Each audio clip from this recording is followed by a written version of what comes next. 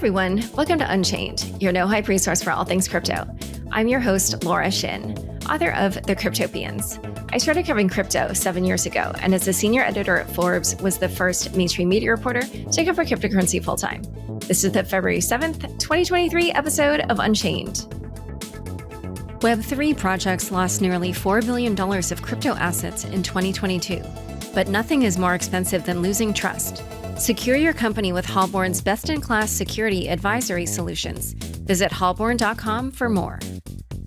FTSE Russell, a leading global index provider, has applied its trademark expertise, governance, and structure to digital assets, offering institutional quality data to build, manage, and measure investment portfolios. The exchange-vetted flagship index series measures the investable digital asset market from large cap to micro cap. Get your index data from a market leader. Find out more at FTSERussell.com/digital asset. Buy, earn, and spend crypto on the Crypto.com app. New users can enjoy 0 credit card fees on crypto purchases in the first 7 days. Download the Crypto.com app and get $25 with the code LAURA. Link in the description. Become a disruptor in the emerging fintech space through NYU Stern's new Master of Science in Fintech program. This 1-year part-time program is designed with full-time working professionals in mind. Visit stern.nyu.edu/MSFT-Unchained. Today's topic is crypto taxes, and hopefully this episode will help the audience through what is likely one of the more challenging parts of their interest in crypto. Here to discuss are Shehan Chandrasekera, Head of Tax Strategy at CoinTracker, and Lawrence Zlatkin, VP of Tax at Coinbase. Welcome, Shehan and Lawrence. Pleasure. Thank you for having us. Yeah, thanks for having us. Heads up, everyone. This show is all about crypto taxes. However, the interview is meant for informational purposes only. Nothing mentioned in this show should be construed as financial or tax advice. Please consult a tax professional about your own personal situation. I've been doing a tax episode every year about this time for quite a while, and I should say that, of course, as usual, we will be focusing on paying taxes in the US. Sorry for international listeners, but this is just the majority of the audience, so that makes sense. Given that my audience likely knows at least some of the basics, maybe let's just start with some of the new things at an overview level. Shehan, can you start us off with what's new this year when it comes to reporting crypto transactions? Yeah, sure. So 2022 was a tough year for the industry. Now we are in the tax season. There are some minor updates that you need to think about when filing your taxes. First of all, that infamous crypto question has been updated by the IRS. We first saw that appearing on the 2019 tax return. It went into 2020, 2021, and now we're seeing a much more expanded version of the 2022 tax form. So make sure you answer that question correctly. And what is that question now? The 2022 question is, at any time during 2022, did you receive, sell, exchange, gift, or otherwise dispose of a digital asset? So the major update for 2022 is that in the previous years, the question was referring to virtual currencies. In 2020, they have changed the term to capture digital assets, which is a much more broader interpretation. So therefore, clearly things like NFTs and anything that's in the blockchain that's considered a cryptographically secured asset, if you interacted with them, you will most likely have to check yes for that question. So that's one of the major updates. Other than that, there were a couple of chief counsel memorandums that was issued in the last couple of weeks. We can kind of go into that in details in the coming minutes. But the major update is the question has been updated. But yeah, make sure you answer that question correctly going forward. Just to add to what Shehan said, there's also, I think, I don't think there's necessarily more clarity, but there's more focus on staking and what staking represents and whether it's taxable. The service itself has added staking to the question and also put it on its website for the first time. So I would say there's probably just a renewed interest. People in this audience might have heard of the Jared case. I think Shehan referred to it last year. The question about timing of inclusion. And so that we can talk a little bit about that and how that was resolved. But I think staking itself is front and center. The ETH merge from last fall, September, I think all that has played a very important role, dynamic role in 2022. Great. Yeah, we'll dive into the details on a number of those issues later in the episode. But why don't we now just lay the groundwork for some people? Obviously, lots of meaty things to cover from 2022, including bankruptcies and ecosystem collapses. But let's just make sure people understand the general basics around how crypto is taxed in the US.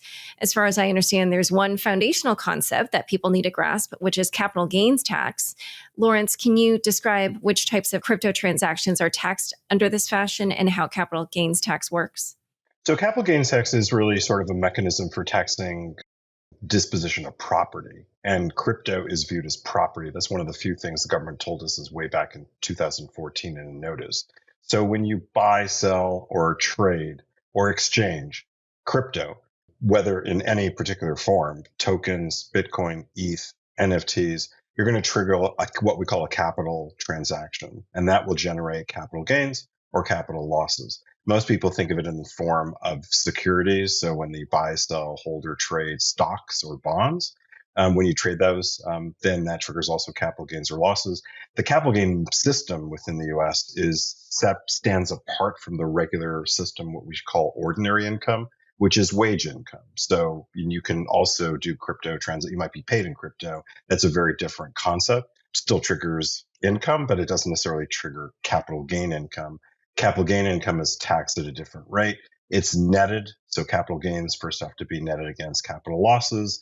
That's going to create an issue from what you raised earlier about the treatment of losses, which unfortunately has created more of issues in 2022 than in prior years. We can talk a little bit about that because the answer for losses is a little bit, I think, less beneficial. It'd be less palatable for most people, but it's a separate mechanism of tracking, calculating. You net all that out. When you end up with net capital gain, you pay tax at a maximum rate, typically in the US of 20%. If you're an individual, you might be subject to net investment addition. There's a surplus tax, supplemental tax that's applicable, but it's less than the ordinary income rates, which are usually for at least high income individuals in the 30s. So it's a separate parallel system. And so there's another way that crypto transactions can be taxed, which is as income. What types of transactions or events would you say are taxable as income?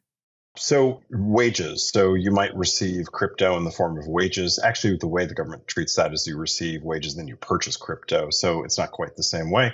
But if you receive compensation in the form of crypto, then that's also going to trigger, you will be subject to income tax.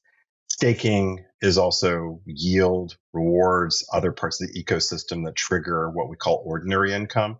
That is actually taxable as well, but it's not taxable at capital gains rates. It's taxable as ordinary income. And that's taxable at a higher rate for most high net individuals. And Shehan, would you have anything to add on that? Again, just to summarize, like here, especially if you're brand new to crypto, just remember these 5 situations. And if you fall into these 5 situations, you could have a taxable event and a liability. So number 1, just cashing out crypto. Pretty self-explanatory. You have Bitcoin, you sold it and made a profit. You got to file taxes. Number 2 is crypto to crypto trades. Even though you're not necessarily realizing cash in hand, you still have to pay taxes if you're making a gain. The third situation is when you spend cryptocurrency or an NFT to buy a goods or service. That triggers a disposition event and you might have a taxable liability there. Number 4 is when you earn crypto, that also triggers a taxable event. That's what Lawrence just described. You can earn cryptocurrencies to wages, staking income, mining income, yield, interest type products, and etc. And the bucket where you could be subject to taxes would be airdrops and hard forks. Airdrops happen frequently in the industry. I'm not sure if we had any significant hard fork events last year. Maybe we can talk about Ethereum merge in the coming minutes. So if you have those 5 situations, you will likely have a tax liability, and you will also have to file additional forms to report your information to the IRS and pay the taxes.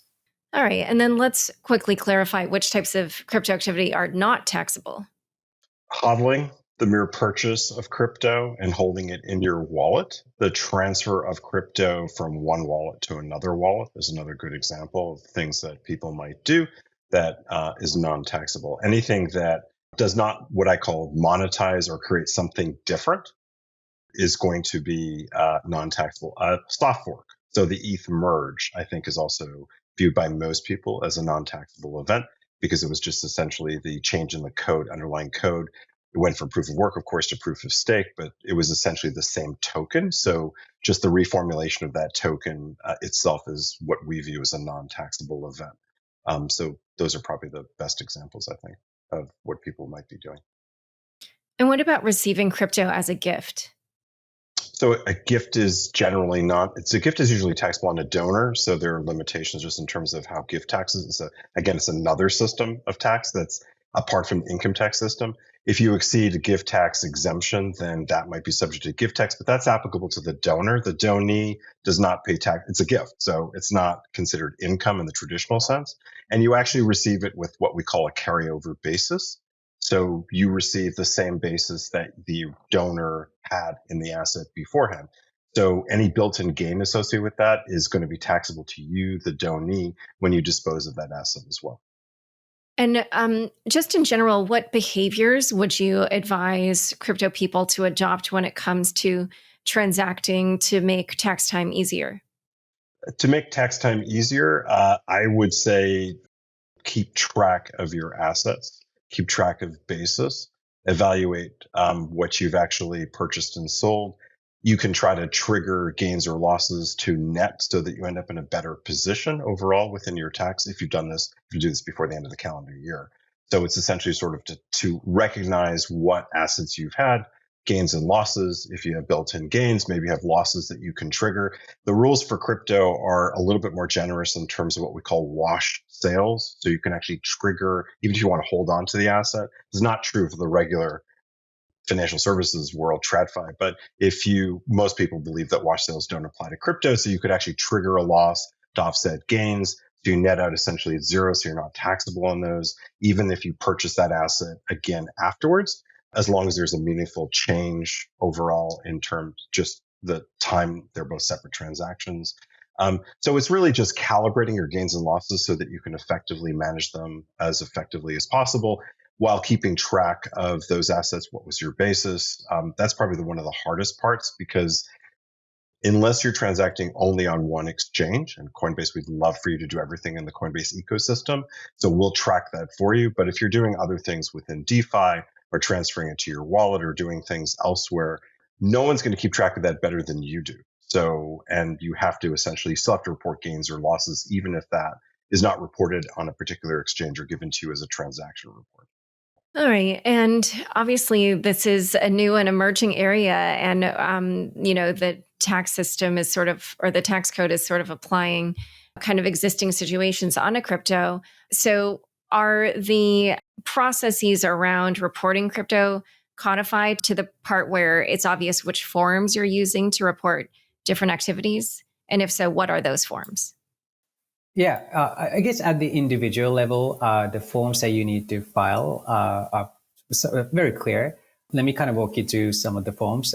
We spoke about that crypto question on the front and center of the 1040. So the 1040 is like the form that you file to report not only your crypto, but all of your taxable income and expenses. So 1040 is one. Form 8949 and Schedule D are most commonly used forms, especially if you have capital gains and losses coming from crypto disposal and crypto and also NFTs. Schedule 1 is another frequently used form. There's a line Z where you can report other income coming from staking income, mining income that you do as a hobby, or any type of other miscellaneous types of income that you earn in the crypto space. And there could be other forms like, Schedule C, for example, if you have like a mining operation that you're running as a trade or business, so you can report that income and also, claim some of the expenses. So yeah, so those are the main forms. Just to summarize, the 1040, Form 8949, and Schedule D to report your capital gains and losses. Schedule 1 to report your other income items, and Schedule C if you have like a trade or business where you do a mining or even could be a staking operation as well. All right. And then last question before we dive into some of the crazy events from last year and how those apply to crypto taxes. What are typical mistakes you see that crypto people make when it comes to their taxes? I think Lawrence mentioned this briefly. If you're dealing with a stockbroker or like an employer, people are used to getting some type of tax form that summarizes your income, gains, and losses. And they're kind of used to kind of looking at that form and reporting that on the form 1040, and you're done with your tax work. Unfortunately, in the crypto world, it doesn't happen. So the burden of kind of reconciling your transactions across multiple wallets and exchanges fall on you. One of the big pitfalls that we see in the space is that you're in the tax season and you don't know how much gains or losses you made during the year. So not tracking that cost basis could be time consuming, like especially if you had to do it right now in a quick period of time. So just know that there are certain crypto tax software that you can use to kind of mitigate that, and you can kind of automatically calculate the gains and losses. So not tracking your basis and computing your gains and losses is one of the biggest pitfalls that we see. I would say the other misconception that a lot of some folks in this space have is that they think that crypto is anonymous, therefore it's completely invisible to regulators. Unfortunately, that's not the case. There are a lot of ways that the IRS knows that you have something to do with crypto. It could happen through these 1099 reportings that exchanges do. Like, for example, if you receive some type of 1099 form, that means your activity has already been reported to the IRS by that broker. So if you do not report that amount on your tax return, there will be a notice. IRS also uses these subpoenas to exchanges. And if your name and information get leaked as a result of these subpoenas, then they can audit you and see if you really reported those amounts. Another way regulators know about your crypto is by using some of these software like chain analysis, CipherTrace. They can, essentially go through the blockchain activity and assign real-world identities to anonymous transactions and wallets. So just don't think that crypto is anonymous. I mean, it's publicly available on the blockchain, and it's visible to the regulators. So make sure that you report your activity to the IRS and other regulators. In fact, I would reinforce that. So the IRS, if it's focused resources on anything in crypto in the last few years, it's been on enforcement. So it is quite concerned that there's underreporting related to crypto. So it resulting in the question that we discussed earlier, a lot of focus on John Doe summons, which Shehan referred to. So, and the mistake that I think most people make, something that is surprising to me, but if you don't receive a form, and that form is put in your shoebox and then given to your accountant, let's say in March or April, if you don't receive a 1099, you think, well, I didn't earn anything, nothing happened, so therefore I don't have to report it. But the form is nothing more than just a mechanism for providing information to you and to the government. So there's a matching system associated with that. But it's really just informational so that you can then file your tax return. And the fact that we don't really have a 1099 mechanism yet for crypto, we're expecting it most likely sometime this year to be introduced in the next year or so. You most likely, including if you're a customer of Coinbase, you're not going to receive a 1099B, which is the most typical form. But it doesn't mean that you're not subject to tax. So you should remember, as Shehan just, I think, made very clear, if you have income, then you should still report that income and don't assume the IRS won't know about you, because they have tried other mechanisms, have focused enormously on trying to find out where people are and whether they're reporting income or not. All right, so now we're going to get into the meaty bit of the show. One of the sad things is I noticed from the script last year that the first major new trend whose tax implications we discussed was NFTs, but this year it's going to be bankruptcies. So for people who have become creditors in one of the many bankruptcies or liquidation proceedings, what do they need to know when it comes to their taxes? Oh boy, this one's going to be a hard one, because I think this is where the rules are very strict and they're going to be somewhat painful. So losses in the tax system is essentially predicated on recognition events. And a bankruptcy in and of itself is not a recognition event. So you might have lost a substantial amount of money in Voyager, Celsius, Genesis, FTX, and yet you may still not be able to recognize a loss associated with that. So you're kind of stuck with where you are itself. Now, if you have built-in losses for crypto assets as well, that itself is also not a taxable event. So Bitcoin dropped from 60,000 to, let's say, 18,000 at one point, now 20. So you have a built-in loss associated with that. Until you sell it or dispose of it, it doesn't create a taxable transaction. So let's separate those two and transactions into themselves. So if you do something, if you recognize a loss because you sell or trade it, let's say on Coinbase or an exchange, that is a taxable transaction. That will trigger a loss. That loss, if you're an individual, is limited, unless you have capital gains, to $3,000. Can be carried forward, but it's essentially a very small number that you can then use, which is why, as we discussed earlier, one of the benefits of managing your portfolio is you might be able to balance those losses against gains because we manage losses against gains. But both of those depend on recognition events. The IRS itself released a chief counsel advisory memorandum just actually about a month or so ago on the very point of what built-in losses represent, whether crypto is a security, whether you can take we call it worthless securities, worthless stock deduction. You cannot. I mean, I think they've made that very clear. You can take a general capital loss if you trigger a loss, but you can't treat it as a worthless stock deduction, which is another available avenue for that may have been applicable to crypto. Now, when it comes to bankruptcy, that's not, as I said before, a recognition event. So it really creates, I think it will create a lot of anxiety for people about what to do, whether they can do anything. Now, there is a theft loss deduction that you can take. This was used in the Madoff scandal. So in the Madoff scandal, the IRS actually provided pretty beneficial and favorable guidance on how to take theft losses associated with the Ponzi scheme of Bernie Madoff. And to the extent that you think that there's been theft, for example, with FTX or another platform, you think that you've been misled, your money was absconded with, it was taken away, your assets, you gave it and thought they were custodied and then they weren't, they were used for other purposes. You might be able to benefit from a theft loss. Now, this is a little complicated because there are very strict rules of how to claim this. It has to be engaged for profit. So you have to purchase your crypto for profit. The theft itself has to be a genuine theft. A bankruptcy is not theft. So I think make that clear. But if the bankruptcy is the result of theft, then you might be able to argue that there was theft. And as I said, I would really love the IRS to provide guidance on, just as they did with Bernie Madoff because of the number of people involved. If the IRS felt, if we have a broad enough number of people who are implicated by this, I think something along those lines would be quite helpful overall in providing some support for what I just described. But you can read the Bernie Madoff Ponzi guidance is still out there. So it's still applicable. It's not like that's disappeared. So you can still rely on the overall contours. And that involved when to recognize it, how to document it, how to report it. But a theft loss might be available. Other than that, you just simply have the recognition event, as I described earlier, which is that you have to sell the asset, have to do something with it, and therefore trigger an actual loss.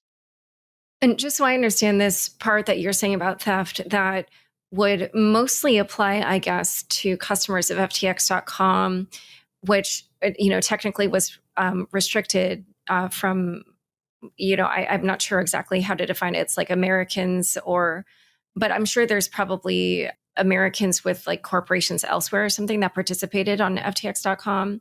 So maybe some group like that, because do you think the theft provision would apply to customers of FTX US? Again, it's very fact specific. So, FTX US also is in bankruptcy. We're not entirely certain about how assets were commingled with FTX US itself. We've heard what SBF has said about whether those assets can be the liabilities can be satisfied, but I think it's relatively unclear. We might still have US participants on the FTX, the foreign exchange based in the Bahamas. So that might be applicable as well. There are other examples of misleading statements that have been made elsewhere within the crypto economy, either with, I don't want to name names, but I think, there's other examples where people would argue probably that there is misleading. They've been misled. Their assets haven't been used in the way they thought they were being used. They can't withdraw them. They thought they were just making deposits. They were statements made about whether it was FDIC insured, and it wasn't FDIC insured. And so when those entities went into bankruptcy, the claim is that there was fraud being committed. Once you have fraud, I think, again, fraud is not theft. Bankruptcy is not theft. I'm simply positing a possibility for someone otherwise, I just think we have a very unsatisfactory answer for most people, which is you can do nothing. You can sit and wait, which is, I don't think, a very helpful answer. But if you want to explore the contours of theft, I just think there is sort of this avenue that was provided, I think, very favorably by the IRS in 2008, 2009. Okay, so just to spell it out for people, it sounds like you're saying potentially people might work with a tax professional to find a way to argue that the Madoff guidance applies to things that occurred with Celsius or Voyager or Genesis. There are so many bankruptcies. I'm wondering if I'm missing one.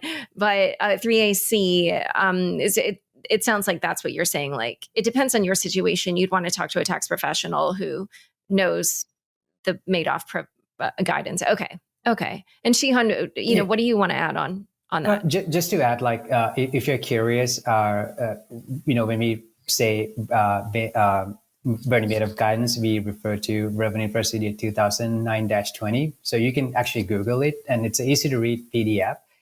It clearly lays out what you need to meet to claim a deduction as a Ponzi loss. Take a look at the PDF, talk to your tax advisor, and see if you're eligible to take a deduction under that provision.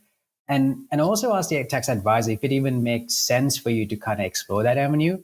Sometimes, those deductions could be limited by other code section of the tax, your tax profile. So it's not even worth considering some of this deduction because it could get disallowed by other things. And then the second thing to consider is that, is it even worth kind of claiming some of this deduction and opening your tax return to other, audit risk and etc. So that's where you kind of need to know your specific fact patterns and your overall tax profile, and also work with like a good tax advisor. So then you can kind of leverage that professional judgment before kind of jumping into saying that, oh, I want to take a deduction or write-off. I mean, write-offs, they also come with, certain risks. So make sure you work with a qualified advisor before looking into these deductions, because these are somewhat sophisticated deductions and write-offs. Okay. And I might have misspoke earlier because I just realized that Genesis bankruptcy wasn't filed until 2023. So for those taxpayers, is it that that bankruptcy doesn't affect their 2022 taxes at all? Again, a bankruptcy itself is not it's not a taxable event. So you'd have to have a loss. So you'd have to have something that was triggered through a transaction. The transaction could be you disposed of, I sold my crypto or my interest in, whatever I invested in Genesis to, let's say, Shehan or whatever. So I think that, again, that's sort of the defining feature for when you can actually claim a loss. So you have to have a taxable event. At that point, you can then recognize whether it's whether you get a capital loss or not, and be able to use it and net it against capital gains.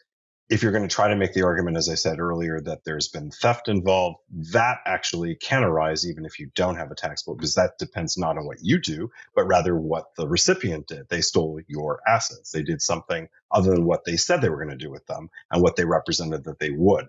So that could happen even prior to bankruptcy. You could, if there was again, this is proof, so it's fairly complicated. You'd have to have documentation. If you had proof or some evidence that was satisfactory to the government, then you might be able to make the argument that it's theft. All right. So in a moment, we're going to talk about other kinds of losses in crypto. But first, a quick word from the sponsors who make this show possible. Become a disruptor in the emerging fintech space through NYU Stern's new Master of Science in Fintech program. This is a one-year part-time program divided into 1 online and 6 on-site modules that take place in New York and in rotating global locations. The new program is designed for experienced working professionals who want to strengthen their fintech skills or transition to fintech leadership positions. The next application deadline for the inaugural MSFT class of 2024, beginning May 2023, is March 15th. To learn more about the program, visit stern.nyu.edu/MSFT-Unchained. FTSE Russell, a leading global index provider, recently announced the launch of its market cap digital asset index series. The newly launched FTSE Global Digital Asset Index Series, built in association with the experts at Digital Asset Research, measures the investable digital asset market from large cap to micro cap, leveraging a transparent asset and exchange vetting process. FTSE Russell has applied its trademark expertise, governance, and structure to digital assets, offering institutional quality data to build, manage, and measure investment portfolios. Get your index data from a market leader. Find out more at FTSERussell.com/digital asset. $3.8 billion of value was stolen from crypto projects last year due to compromised private keys, exit scams, flash loan exploits, and other preventable causes. Halborn offers preventative security solutions for every stage of your software development lifecycle. From smart contracts, layer 1, and DevOps audits, to advanced penetration tests, risk assessments, and incident response. With over 150 industry partners, including Animoca Brands, Solana Foundation, and Ava Labs, Halborn's best-in-class security advisory solutions ensure the safety of company assets and user trust. Visit halborn.com for more. Join over 50 million people using Crypto.com, one of the easiest places to buy, earn, and spend over 250 cryptocurrencies.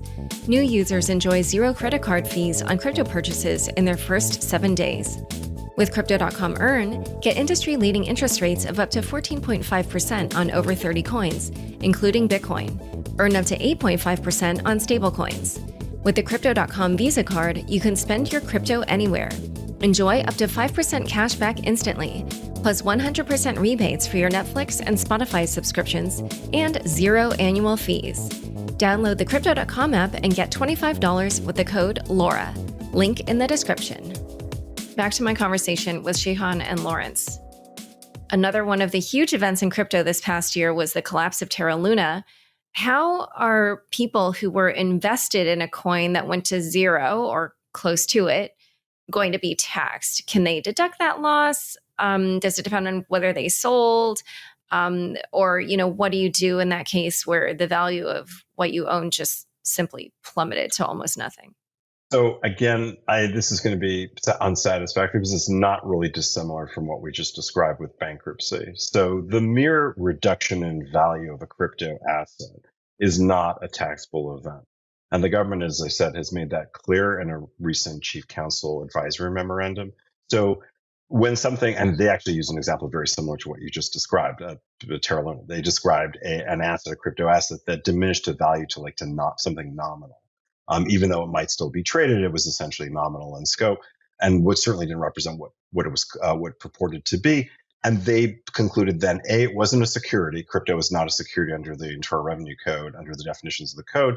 So you can't claim a worthless securities or stock deduction, which is what's available. So you have to sort of depend on the original lost characterization. That, as I said, requires a transaction. So if it's still publicly traded and you dispose of it, you will trigger a capital loss. If I sell that, even if I transfer it to Shehan and he pays me whatever nominal value there is for that, that would trigger a loss as well. Again, based on those loss limitations that we described earlier, which are, for most people, pretty unsatisfactory as well. They're limited losses, naked losses, capital losses, and that parallel capital gains and loss system are deductible only to the extent of $3,000. They're carried forward, so you can use them in future years, but that's not a very substantial amount. Maybe, it depends on your facts and circumstances, obviously, but that's effectively limited. However, as I said, if you have other capital gains that you triggered, that's why it's very useful to go through your portfolio and see what you can trigger at the end of November, December, and figure where you want to be and whether there are things you can do affirmatively to balance out those to them. And if you triggered a capital loss, you weren't able to use it in 2020 for 2022 tax year, you can still do that for 2023 and then use it for 2023. Yeah, again, just to add more color on what Lawrence mentioned. So if you read the IRS tax code, if you want to have like a capital loss, there must be a sale or exchange of one asset with another asset. So again, you could have coins or even NFTs in your wallet that have effectively gone to zero. And you might be thinking, okay, how can I write this out? Because I don't want to do any activity.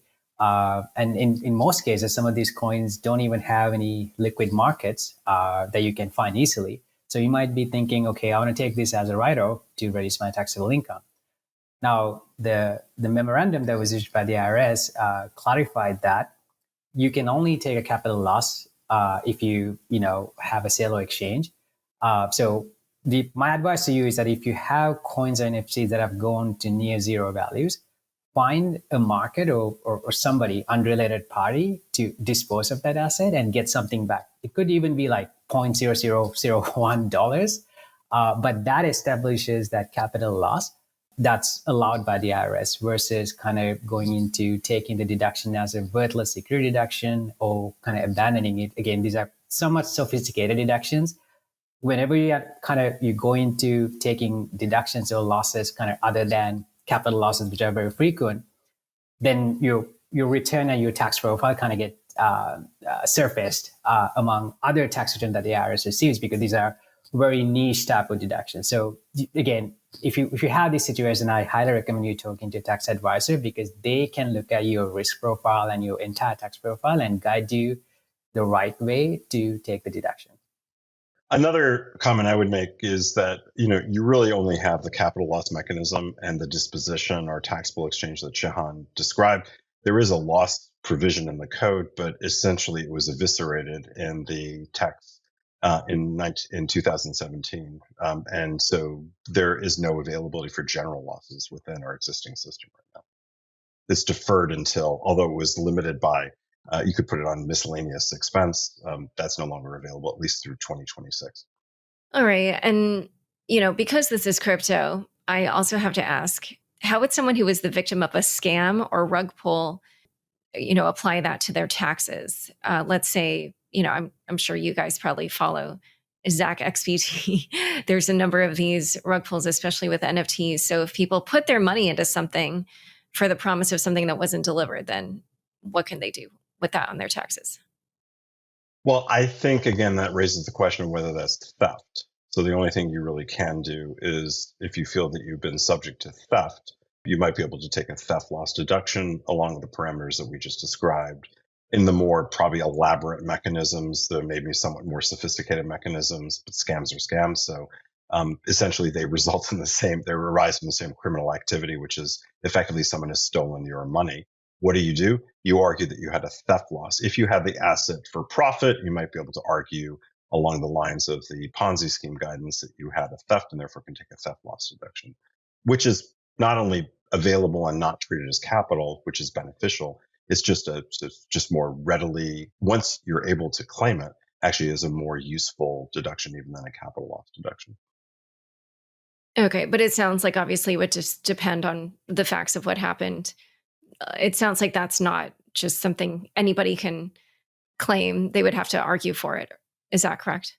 Yeah. So I think the sad part of all this is that the rules are actually pretty clear. So losses are very limited in our system of taxation in terms of their usability to offset income.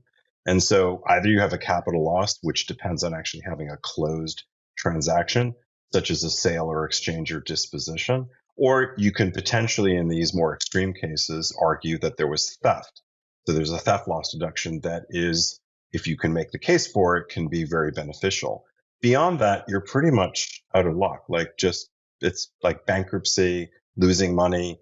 The tax system is based on income. It's not necessarily based on loss, at least for individuals. Like if we're talking about businesses and we're talking about netting income for profits, it's a very different set of facts and different animal. But if we're talking about individuals who are just investing for profit, the system is, unless you have capital gains to offset that, you're not going to be able to use your capital losses. Unless you have a theft loss, you're not really going to have that available to you, unfortunately.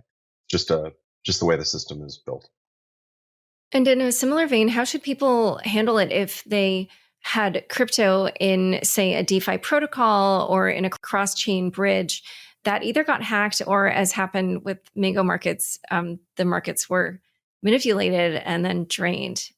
How would that fall? Or how would the tax code apply in that situation? So that's an interesting one, because I think with DeFi protocols, what people don't realize, and this is just a trap for the unwary, perhaps, when you enter into a DeFi protocol and you've pooled or you've done something on the DeFi itself, you might have actually triggered a taxable transaction. Mostly, I think in the prior world, at least prior to losses, other than the facts you just described, people probably didn't realize that they might have actually triggered gains at that point. Because I think once you commingle, you put it on a different platform, you do something else with it, you've done something that in our world is considered to be a closed disposition transaction, and that might trigger a capital loss. So at that point, you might be able to argue that the DeFi transaction itself constituted a taxable loss and therefore be able to trigger a capital loss that you can use to offset against capital gain income. So there's probably more structure than what you just described with Terra Luna, which is just this built-in loss that you can't otherwise claim. You could argue that the DeFi transaction itself gave rise to a taxable transaction. That's, again, pretty exotic and pretty complicated because some people would argue that in more mainstream situations, DeFi is simply a loan of your crypto, which is going to be restored at a later point with exactly the same attributes. So, and there is generally pretty favorable rules associated with what we call securities lending. And people like to think that crypto could be thrown or at least put within that system itself, so that with lending itself, I think most people would argue that the mere lending of crypto is not a taxable transaction. So again, that's a little bit of there's a distinction between one versus the other. But if you're doing something more, I think, more extensive within DeFi, as people have done, as I said, you're pooling, you're trying to generate yield. So you've transferred the asset and ownership rights to someone else. That could very well constitute a taxable transaction, triggering a capital loss. All right. So a brighter spot in crypto that people will be interested in is how staking will be taxed. We've alluded to it at different points, but I want to call out one case in particular that saw a lot of discussion in 2022. And it was mentioned earlier in the show. It involved Joshua and Jessica Jarrett. And they had this case involving Tezos tokens that they had created through staking. And they fought for a certain position, which is that gains made through staking should be considered income only at the moment that those tokens are sold. And a judge actually ruled the question moot since they'd already been issued a refund. So is there any kind of broader significance for people that they can draw from this case and apply to their staking gains? I would say my own personal view. I think the IRS has pretty much told us what they think about staking. So I think you can, of course, take your own view and consult with your tax advisor. You can do what the Jarretts did. But the IRS has essentially told us that staking is taxable upon receipt when you have dominion and control over the asset itself. So if you have received staking rewards, they're basically returned to you in the form of staking rewards in your wallet. You've staked yourself, or you've validated with another validator, and you've received a component of that. That's going to be taxable upon receipt. I think I would advise people not to take the position that's not taxable. Most exchanges, including our own, we have a lot of it. We try to offer a lot of guidance in this area as well, just over the overall tax system. If you receive more than $600 on a major exchange like Coinbase, you're going to be receiving a 1099 MISC, which is essentially just a statement that tells you how much staking rewards you have. That's also reported to the government. It's matched. If you don't report it, you'll be questioned about it. They do have match. That's one of the things the government does very, very well. It matches those forms against the income that you then report. If you don't report it, they'll ask you why. Now, you may take a position that it's still not taxable. You can contest that. You can file a refund claim. You can do all the things that Jarrett's did. But in essence, I think the government views that as taxable. I don't think that's the end of the world, actually, for most people. I don't know. It depends on your prognosis or your view about the future. If you think crypto is bright, as I do, I don't know that it's necessarily terrible, because once it's taxable at the value you've received it, which presumably will be a lot less than when you actually monetize or sell it. Now, if you treat it as taxable only at that later point, that's taxable as ordinary income. Shehan described how that goes into other income. So at that point, everyone agrees there's a taxable transaction and you've received something, but that's ordinary income. If, on the other hand, you receive the reward, you report it, you then take a basis in that asset representing what that was when you received it. And then when you actually monetize it, that will be a capital transaction subject to a more favorable capital gains rate, which could be almost half of what you actually would have paid otherwise. So again, it's not, people have this predisposition that deferral, not paying tax today, is always beneficial. But I think we probably have to put this in context. I think in many cases, it might actually be better in the long run to just recognize this smaller component of income and then take it into account as capital gain at a later point. Shehan, do you want to add anything on that case? Yeah, again, as Lawrence mentioned, this recognizing income today is not the end of the world. It's a timing difference. It's a matter of when you report the income versus how much income you report over the lifetime of that asset. The other thing I want to somewhat of an update was that, again, still IRS hasn't issued any official guidance on staking. The only update that we saw this month was that they updated the digital assets page on the IRS website. Now it clearly says that staking income and mining income is subject to tax consequences. So that's kind of like the small hint that we have from the IRS when it comes to how to go about staking income. And again, as Laura's mentioned, and also as a practitioner, I would advise anybody to kind of take the conservative position and report income at the time you receive the staking reward that establishes the cost base. And when you later sell it, you pay capital gain taxes. All right. So what about, we kind of said the Ethereum merge, that's not a taxable event. For the earning interest portion, is there anything to mention there? Or frankly, also the ETH POW tokens that people probably received at the time and in most cases probably sold? So a lot of questions to unpack, all very good. So I think let's take ETH proof of work. In some instances, you might have been eligible to receive proof of work, but you did not receive those assets because the exchange doesn't support it. So if it's not supported on your exchange, it might just be sitting out there and you can't really use it in any fashion unless you transfer the ETH to yourself, to your digital wallet. The system is built on the notion of what we call dominion and control. So if you had a right to it, but couldn't claim it and couldn't monetize it, then you're not taxable on that upon receipt. You'd have to wait until you can actually have dominion and control over that asset. So I think just more broadly, I think most people believe that the ETH merge resulted in a non-taxable exchange with mainstream ETH. So ETH, whether you call it ETH or ETH2, whatever you call it, that ETH, which became proof of work to proof of stake, is non-taxable. The proof of work, which is, in our view, like a chain split and the creation of a new token, the IRS has told us that that is a taxable transaction. Did that actually in one of the few forms of guidance that we have in a 2019 ruling with Bitcoin Cash. So that's a taxable transaction. As I said, just like with Bitcoin Cash, if it wasn't supported on the exchange and you didn't receive it, then you're not taxable on what you don't actually own or monetize. But it will be a taxable transaction at that point.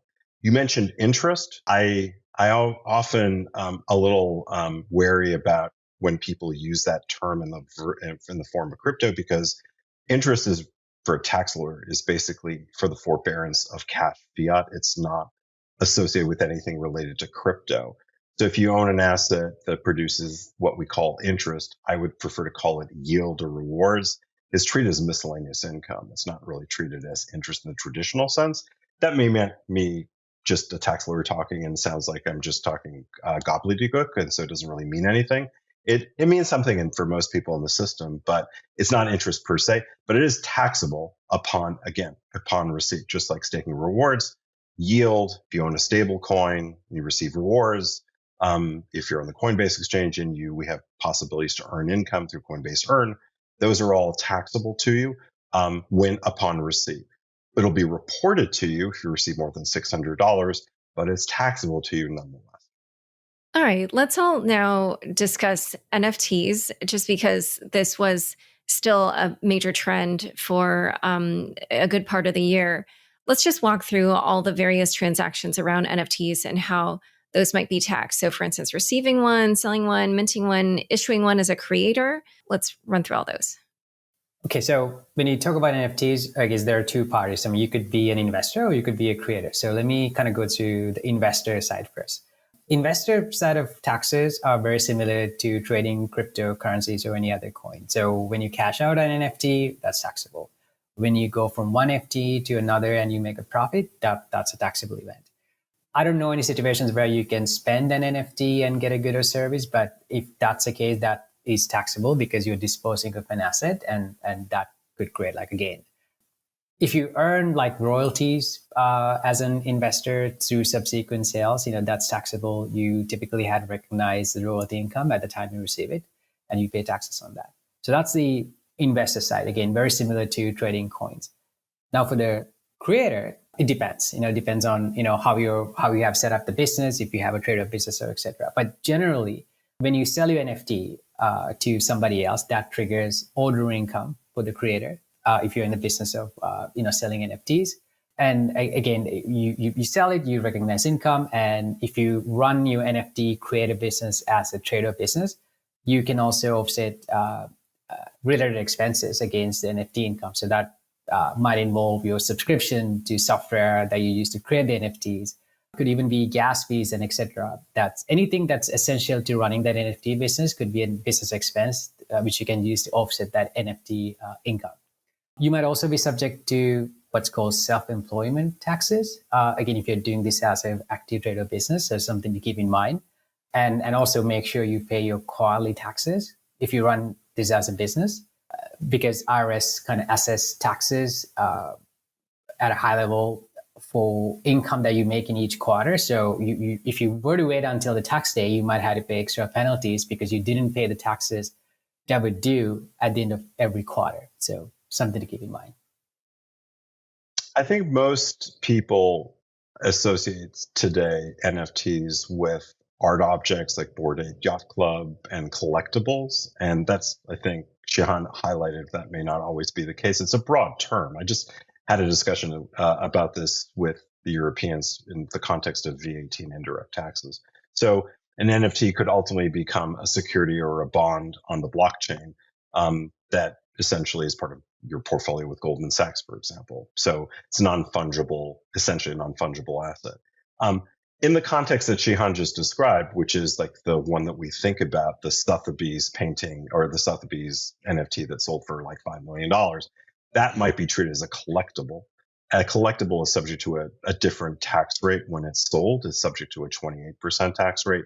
The legacy of I think when the capital gains taxes were reduced in 1998 or so. So it's just taxed at a different rate. It's still treated as capital in nature, as Shehan described. You can dispose of it. That's the collectible component. But more broadly, it might be lots of other things. It might be, as we know, like I just think this has such enormous potential. It's going to be one of the great use cases for crypto going forward. You might have an NFT in the form of, I have the right to use a hotel room during the Super Bowl. And so I can then enter it into the marketplace, exchange it in a decentralized fashion as opposed to going through an established centralized marketplace. That itself can trigger gain or loss, right? So it might trigger other types of, and that's not necessarily a collectible, but subject to a different tax rate overall. So it depends on the form itself, but the way most people think about it, just to be clear about how collectibles are treated, if you have collectible gain, that's subject to a tax rate of 28%. Last year, another big topic was the uncertainty around how the infrastructure bill would affect crypto taxes. And yes, that is a discussion from 2021 that I think is still reverberating to today. So has any of that been resolved? And if so, what are the changes? What do people need to know about how this affects their taxes? The simple answer is no. Nothing has changed. So we actually know now that the regulations that were promised that will introduce this 1099 reporting mechanism that I think Shehan referred to, supposed to produce something called a 1099 DA for digital asset. That's pending in front of, so it's left the Treasury Department and it's gone to what we call the OIRA. That's a regulatory oversight body within the Office of Management and Budget. They have a time frame that they can, their perspective is what is the impact on the overall economy. Efficiencies is part of the Paperwork Reduction Act. So it's in front of them, meaning that the regs are really imminent. And that we got an announcement. So the effective date of the statute actually is to start tracking basis beginning on January 1st. So for an exchange like Coinbase, I think where we clearly agree that we are a broker within the definition of those rules. So we would have prepared for that and been expected to start tracking basis for our customers. That's not an easy thing to do. You have to build systems. And that's a fairly complicated mechanism. So we worried about what this ultimately meant with the effective date, but the IRS actually did announce right around Christmas time that once the regs are issued, they would become those rules would become effective only when they're finalized. which we're expecting to be sometime, let's assume in the fast-paced world of government that occurs sometime in 2023, probably won't require us to track basis until 2024 at the earliest. And I think even that's pretty ambitious overall based on what we're talking about, because we're already in February and it takes, we would argue a year to build systems to be able to do all that.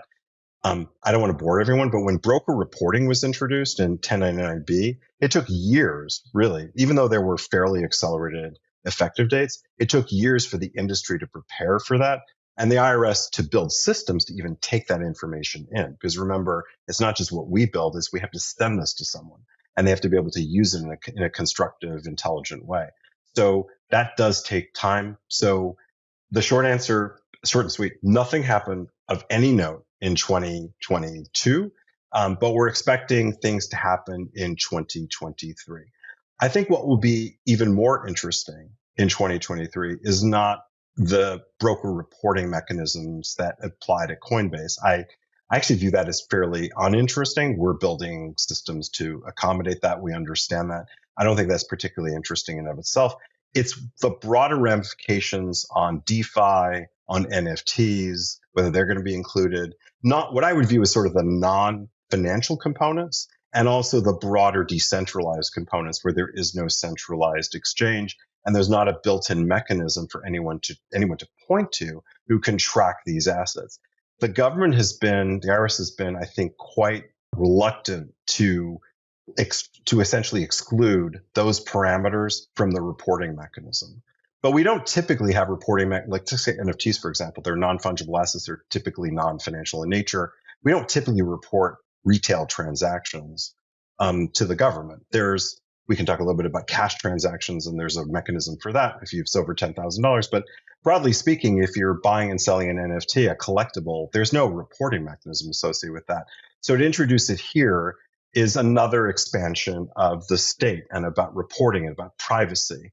And DeFi is another area. So I don't even know how that's enforceable in the current world. I spend a lot of time on this issue because I think it's an important one of what we're going to do. The full power of blockchain and DeFi is really where we think we're going. Once that happens, the built-in systems of centralized reporting don't readily apply and can't be grafted onto that.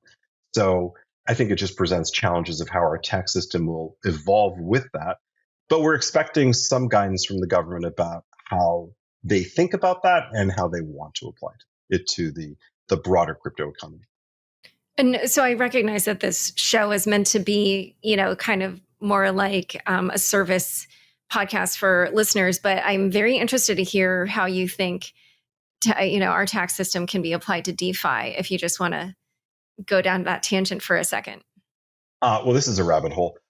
So, I mean, the rules we talked about earlier are equally applicable. Like the tax system is not, while the broader tax system in crypto comes, as we know, in so many different flavors and so many different varieties, but the contours of whether you tax income and whether it's capital in nature or ordinary, that's really no different, broadly speaking, for 50,000 feet.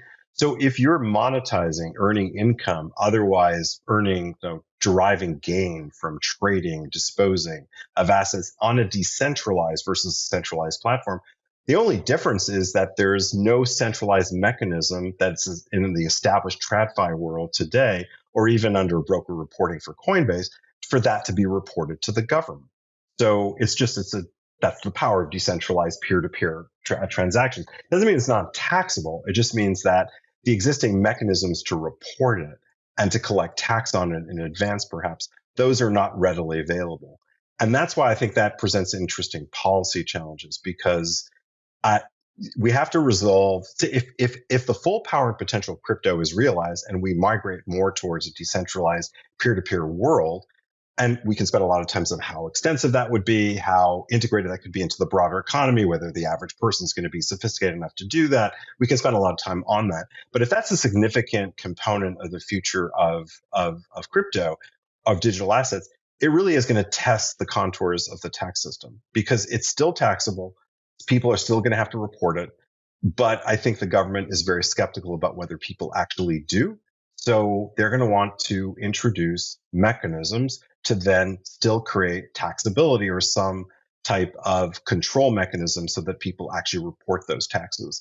My own personal view is that digital ID tokens, privacy tokens, things that can be inserted for the limited purpose of reporting, of KYCing. I hate to use that term because people react to that type of thing, but to introduce some type of mechanism so that we can have some type of enforceability or reporting of those transactions. I think that to me is I certainly don't have answers to these things right now, but I think we have to have that discussion because the more it migrates off to that, the more it becomes for the government something like, let's say, Tornado Cash, Monero.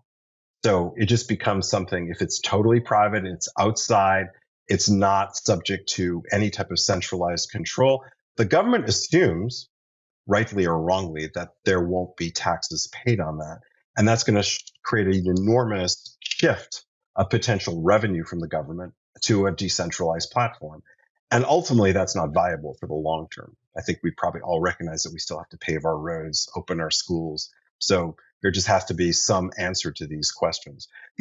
Now we talked about direct taxes, which is what we call income taxes. This is equally true for what I call transaction taxes. So when you buy or sell, you do the trading of NFTs on an NFT platform, like OpenSea, Coinbase NFT, those may be subject to sales tax. And so various states have woken up to the potential revenue source. Well, these are basically just like collectibles, and we tax the transfer of collectibles. How do we do that? You can't really do that on any decentralized platform. If you're doing this through a smart contract with ETH, there's no reporting mechanism associated with that. So how do you then report that? It's equally true for transaction taxes. It's something I talk about with the Europeans about VAT. Lot to talk about in this space, and a lot of challenges actually, just in terms of how government's going to react to that. Yeah, it's going to be super interesting to see how all this plays out, assuming that what it is that crypto people want to build actually pans out the way that they hope. But okay, so just to kind of quickly go over again, things that can help the listeners of the show. Obviously, a number of people are probably using different exchanges or other entities. So what kind of help or forms or whatever can they expect to receive from different crypto exchanges or other entities they might use?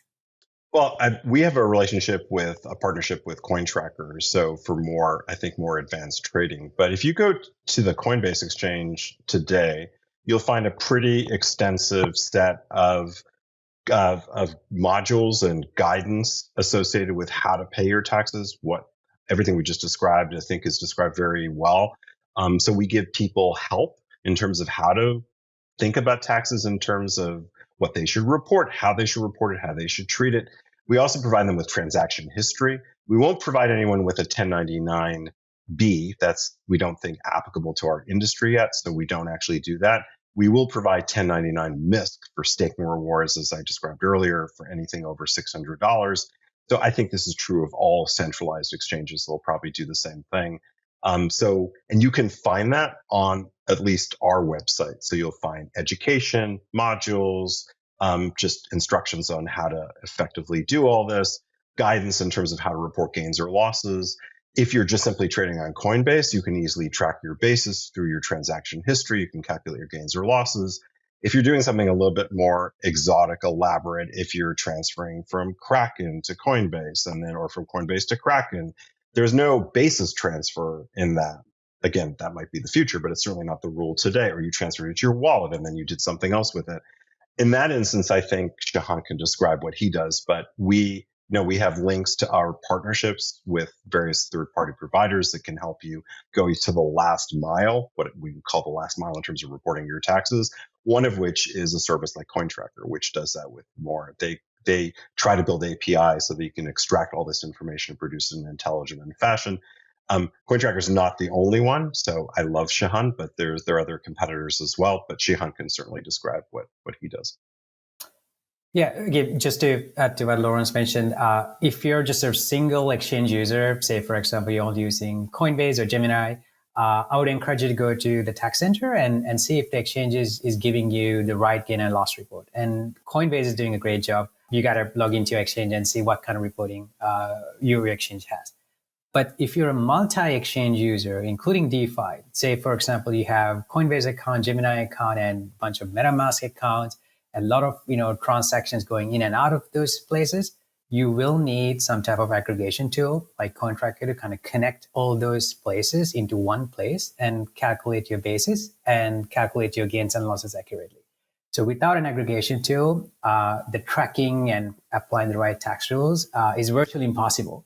So make sure you use some type of aggregation tool to figure out your gains and losses on which you have to pay taxes on this tax season and also going forward as well. All right. And now let's just quickly talk about, corporation taxes. There are some companies who hold Bitcoin or other cryptos on their balance sheet. And the Financial Accounting Standards Board recently came up with standards for presentation in financial statements and disclosures. How does this affect those corporations holding crypto? So I'll take a stab at it. So far, under GAAP, generally accepted accounting principles that public traded companies have to follow, if you have crypto on your balance sheet, it's treated as an indefinite life intangible asset. And if you look at the financial statements of Tesla's, MicroStrategy, you can see how they're treating this way. The bad news is that there's big disadvantage for the company for following this treatment. That's that's in the GAAP rules. Essentially, when you buy or position of Bitcoin, you report that as at the cost, and later, if the value goes down, you have to mark it down and recognize a loss for book purposes. However, if the market value goes up for that Bitcoin or whatever the digital asset, you do not get to mark it up. So in 2022, we saw like a lot of companies, Tesla, MicroStrategy, they were booking like this massive amount of book losses because the market kind of went down and they were never able to kind of mark it up for book purposes. And that kind of affected their financials, how the industry and investors kind of see the strength of the company. But there's good news. The good news is that the FASB, Financial Accounting Standard Board, is now trying to treat crypto in a different way when you hold in a corporation. So going forward, they haven't still finalized the rulings yet, but going forward, you get to keep crypto at the market value. So meaning if it goes up, you get to mark it up and recognize a loss for book purposes. If it goes down, you get to report a loss. So the good news here is that when investors look at the financial statements, they kind of see the true picture of that balance sheet because the coin there is now marked to the market. So that's a good news versus having that previous model where you only get to mark it down and you don't get to mark it up when the market goes up. All right. Well, this has been a really comprehensive discussion, but is there anything that we didn't cover that you feel crypto people should know about their taxes? I would say just don't make, I think we did cover this, but don't make the mistake that just because you didn't receive a report or information from someone that if you have income that you derive from crypto on DeFi or elsewhere, that you don't have to report that, because you actually do. And the most important thing about owning crypto, unfortunately, is record keeping, because it's essentially decentralized. It puts more of the burden on you to keep track of your assets. That's benefit overall, because the better you track them, the more you can evaluate when to trigger gains or losses, what those gains and losses otherwise are. Otherwise, at some point, you may receive a report from a brokerage which has a zero basis. It's just like a blank because it doesn't really know what your basis is. So it's really on you to sort of keep track and keep good records associated with your assets. So don't make the mistake of not reporting it, and also keep track of it. And don't lose sight of the need to, like, the shoebox is not really going to be very helpful anymore. Yeah, I guess let me add one more thing to what Lawrence mentioned. 2022 was a tough year for the crypto industry. I don't think a lot of people made any gains, but just know that if you sold your assets, you should claim those losses on your tax return. We've discussed the limitations. I mean, in any given year, if you don't have any other capital gains, you can only get to claim $3,000 worth of capital losses. But say that for some reason you have $100,000 worth of capital losses. So in this year, you get to claim $3,000, but that entire remaining $97,000, you get to carry it forward indefinitely to future years. So in the future years, when the bull market returns and you have gains, you can use those losses to offset those gains. But in order for you to carry it forward, you have to report those losses in the tax return today. One more thing. So, I sound like Steve Jobs here with Apple. I don't work for Apple. Is that we didn't talk about charitable deductions. So you can, and the service actually issued, I think Shehan referred to this earlier, there was a chief counsel advisory memorandum on charitable deductions. So for charitable deductions, you can donate crypto to a charity. If it's appreciated, it works no differently than you don't recognize the gain or loss associated with the transfer of appreciated property. If it's more than $5,000, then it has to receive an appraisal. And people had sort of assumed that because crypto is readily tradable and therefore has a readily, what we call a readily ascertainable fair market value through a very efficient mechanism of all the various exchanges, that you could simply rely on that as evidence or indicia of what you're allowed to deduct. The IRS, in a fairly harsh, probably not inaccurate legally, but a fairly harsh memorandum said, no, you have to receive an appraisal, a qualified appraiser from a real qualified appraiser.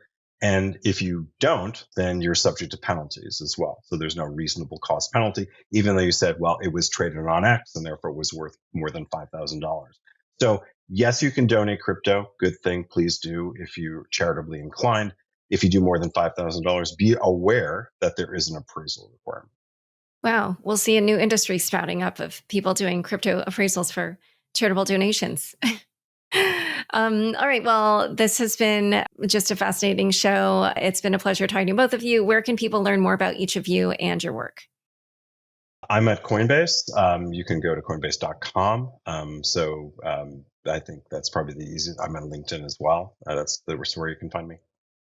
I'm at CoinTracker.com. You can find me on Twitter. My handle is the Crypto CPA, so easy to find if you have any questions. Perfect. Well, it's been great having you both on Unchained. Our pleasure. Thank you. Thank you. Thanks so much for joining us today. To learn more about Shehan and Lawrence, as well as taxes and crypto, check out the show notes for this episode.